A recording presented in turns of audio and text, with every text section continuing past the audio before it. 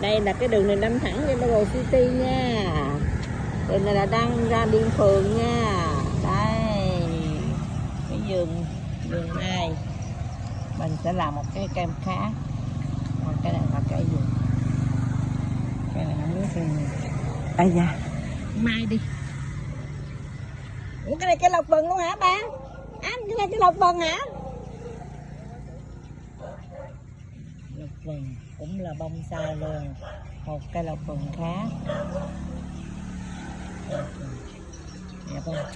Có gì muốn mua lộc vừng thì ghé đây nha. Vườn này vườn mai. Đấy người ta đang lũa nè. Thấy không? Rất kiểu. Trời đẹp luôn.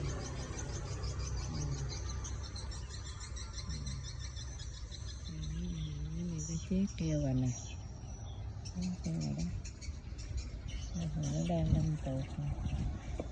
Cây cũng rất là đẹp luôn.